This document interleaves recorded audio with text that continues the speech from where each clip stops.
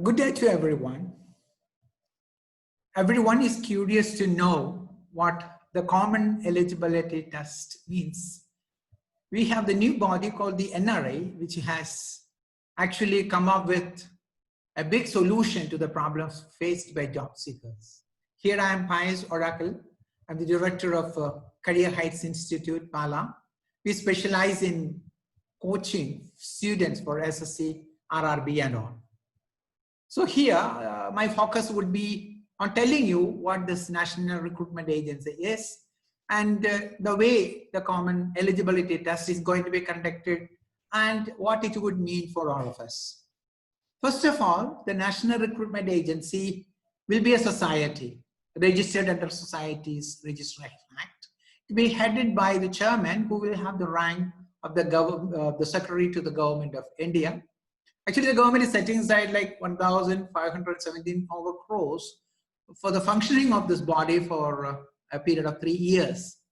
You see now, like almost 20 recruiting bodies are here in India, recruiting students for various exams. So students have been forced to write numerous exams.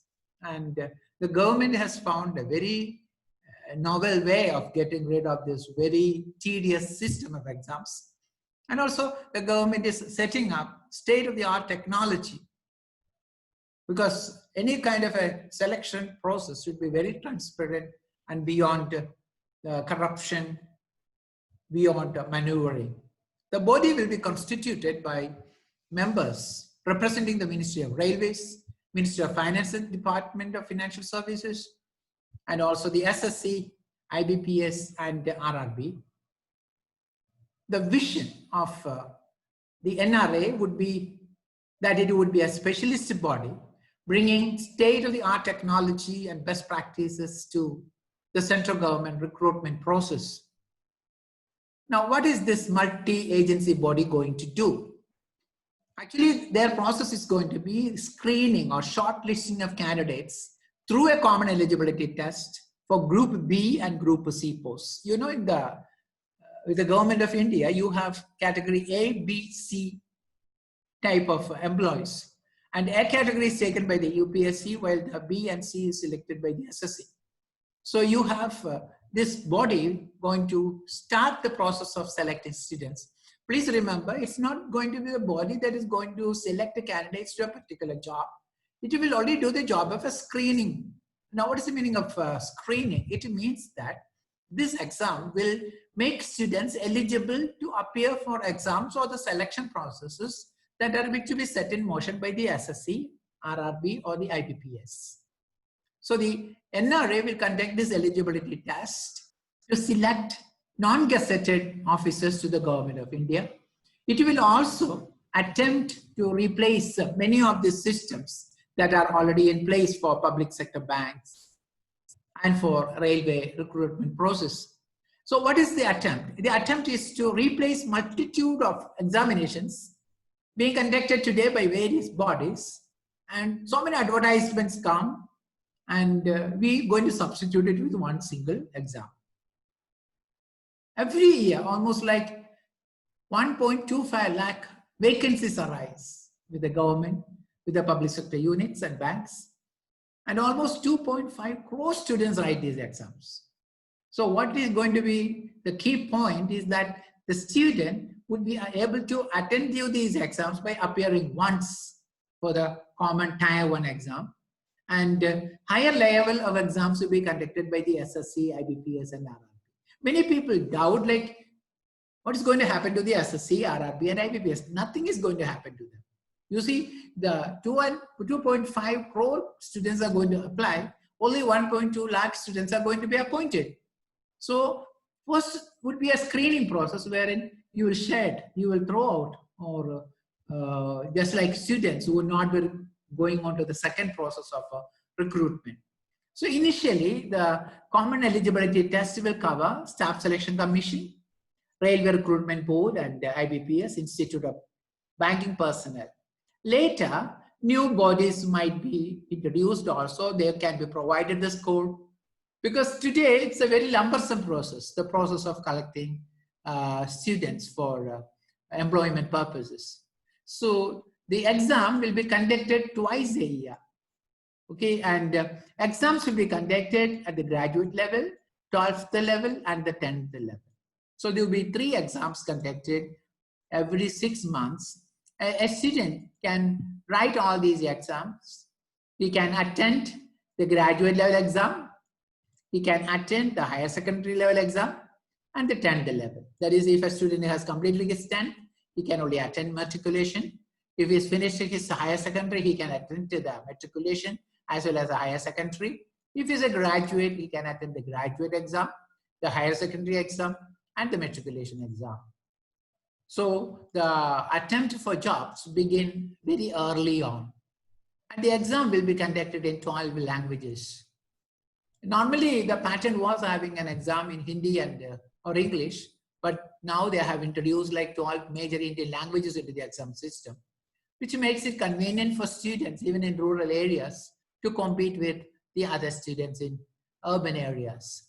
So there will be like almost like 1,000 centers, exam centers spread across India. And there will also be like an attempt to create infrastructure in 117 aspirational districts. Having a center in every district will make it possible for the student to go and attend the exam in an easy manner.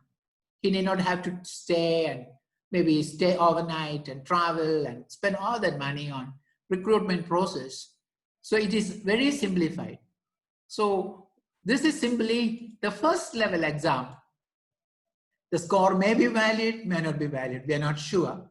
But the mark you get for the CET will be taken into account for 3 years. It's like almost like getting admission to a good college, you know, like you do your +2 or you do your degree, you want a PG admission.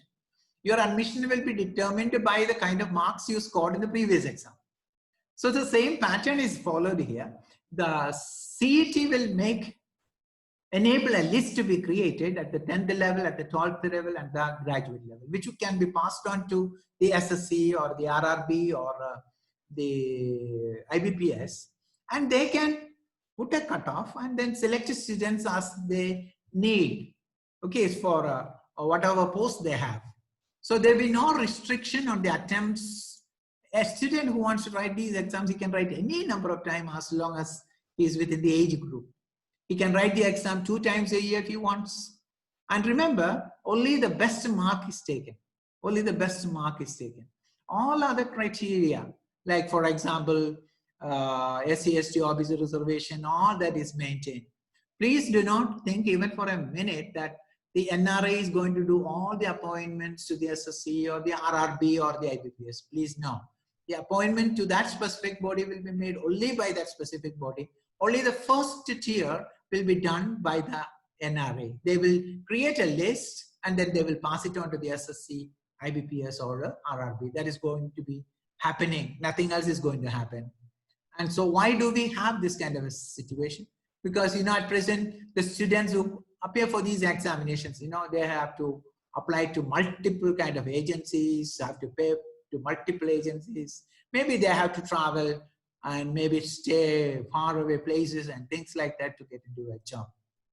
So what does this provide for the student? What does it do for the student? Basically, he can appear for one exam at any of these levels, maybe the 10th, the 12th, or the degree level. And then with that, he becomes eligible to apply for other posts.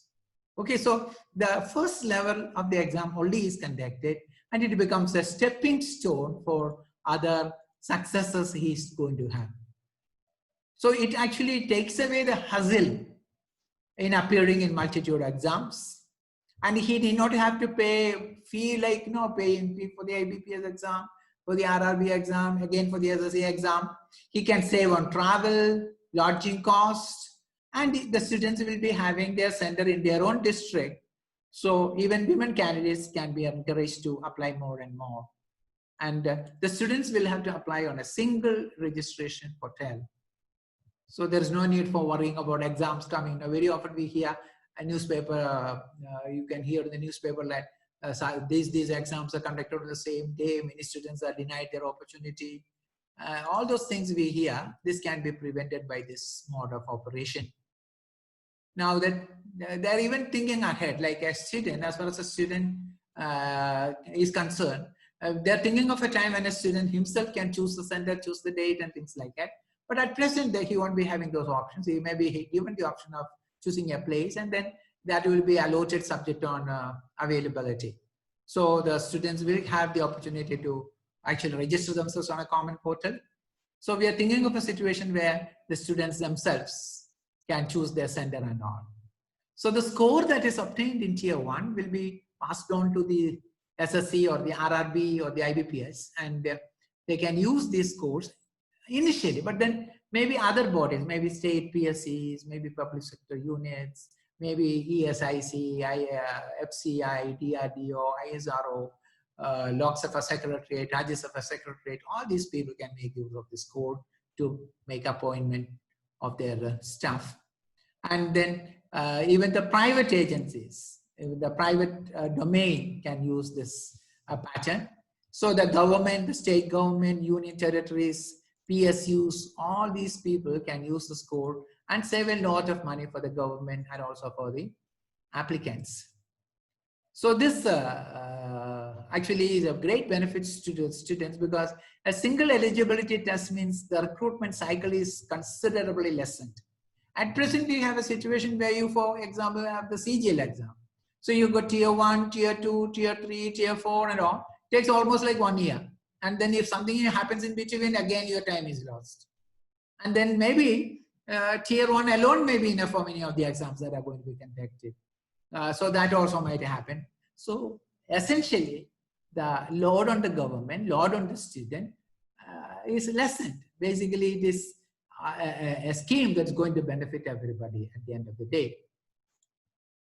And then look at the validity of the score. So if I write an exam in June of 2021, it goes on for 3 years. There is no kind of a problem. You can use the same score for 3 years.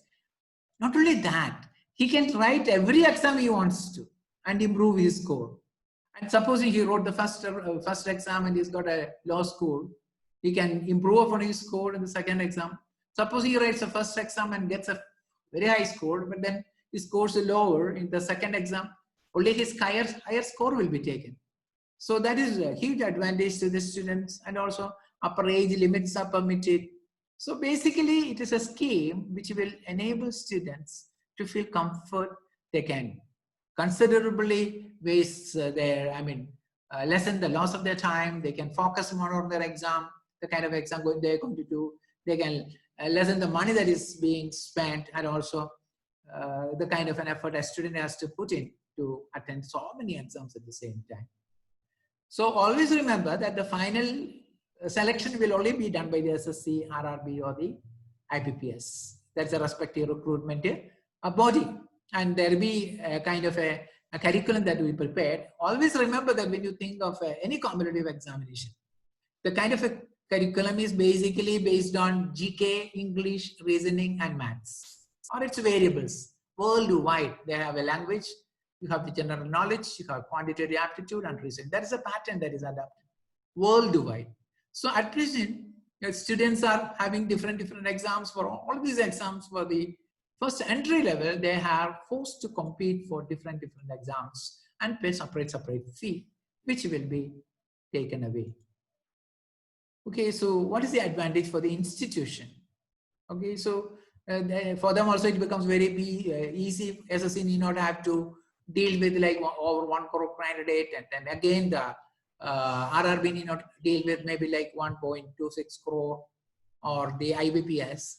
The first applicant level being reduced means it will be a lot of kind of ease of performance for the bodies that are going to be involved with the process, and also they will not take such a huge time for this very process. And then it can also bring about a standardization of a examination pattern, and then they're claiming that the government will save like 600 crores by this simple process. Now, to understand it better, it would be nice to see how things are happening right now.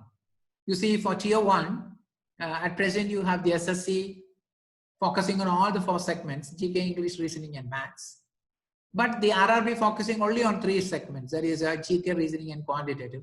And the IBPS also having the same pattern, English, reasoning, and quantitative. They don't have GK. So what is going to happen, like maybe the exam will be conducted in 4 segments and maybe separate scores may be given. So each body, RRB or IBPS, can choose the kind of mark they want to choose. Okay, so there is certain kind of an anxiety about like whether the exam will have the buying model where maybe the reasoning portion is very tough, a lot of puzzles and things like that. And then also there's doubt about like maths, the calculative portion, is it going to be tough? Is there going to be geometry, mensuration and all that? That will certainly be there because SSC CGL Tier 2 means all those progressive maths aspects will be there. So at present, like you have at the matriculation level, SSC is conducting SSC MTS and SSC selection posts. Now what is going to happen? This Tier 1 will be conducted by the NRA, National Recruitment Agency, that is the NRA. So in effect, the SSC will lose control over Tier 1 and they will only come in Tier 2. That is, a student who qualifies, they will put a cutoff mark and all those above the mark will be called Tier 2 as a writing, and there will be document verification. And you know, like MTS has got a huge number of vacancies, maybe like 10,000 to 12,000 vacancies. As far as the selection post is concerned, there will be no second tier will not be there. There will only document verification. There will only be document verification. So it does away with Tier 1 for SSC being transferred to. So the student who wants to write SSC MTS and SSC selection post need not attend 2 exams. He needs to attend only just 1 exam. And when you go to RRB, you see at present in the matriculation category, you have class D and the railway protection posts, constables. So this process will be taken over by the CET, Common Eligibility Test. So the duty of the RRB regarding this will be gone. They will only step in test Tier 2. So RRB has class D, you have the physical efficiency. Constable also they have physical efficiency. Then you have document verification medical for both these categories. And you know, like when you think of the RRB, it's not total number of vacancies that matter. It is the kind of a vacancy that exists in a particular zone, region. There are 17 regions there. So that would be the. So you see, like you have these 4 exams being substituted by 1 single exam. At the matriculation level, the Tier 1 exam, the whole process may be completed by the NRA itself because the role of SSC or the RRB in this matriculation level is very, very limited. And I don't think IBPS has got any exam with matriculation qualification. When you go to higher secondary level, you see the SSC conducts CHSL, GD constable, stenographer, and SSC selection posts. So this duty will be taken over by the NRE. And maybe, for instance, stenography does not have mathematics. So what I presume is that most probably the NRI will provide the score of each subject. So if they don't want maths, they can just get rid of it and do the rest of the calculation. So for CHSL, however, Tier 2 and Tier 3 will be taken care of by the SSC. And the GD constable, you will have physical efficiency tests. For stenography, you will have stenography and typing. And the CHSL Tier 3, you will have computer skill, typing and all. But as far as SSC selection post is concerned, when the Tier 1 is finished, everything is finished. You just have a document verification. You have a document verification. So you see 4 exams with substituted by 1 Tier 1. Not only that, look at the higher secondary level RRB, you have NTPC exams to the post of junior clerk, accounts clerk, junior timekeeper, trains, etc. So this portion will not be conducted any longer by the RRB. The RRB will step in only with the Tier 2 and Tier 3. That's a documented verification. So you see, like almost like 5 +2 level exams will be substituted by 1 exam.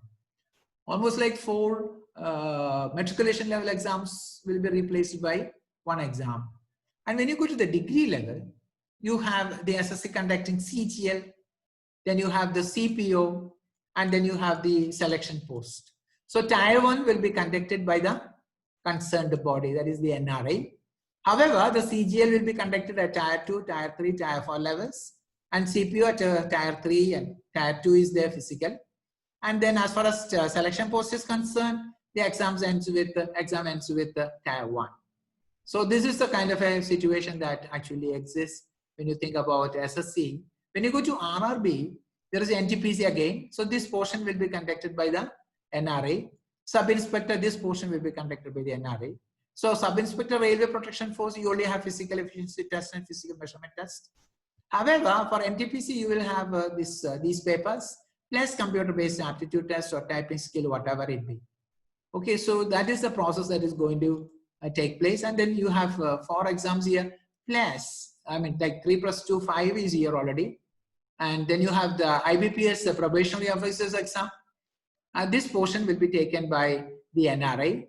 However, the RRB, the IBPS will conduct the tier 2 and tier 3. One thing to remember is that when you think about when you think about IBPS, yeah, the kind of a focus there is entirely different. You have reasoning, computer aptitude, general economy, banking, English and data analysis and interpretation, essay writing, which is quite different from what you call the SSC pattern.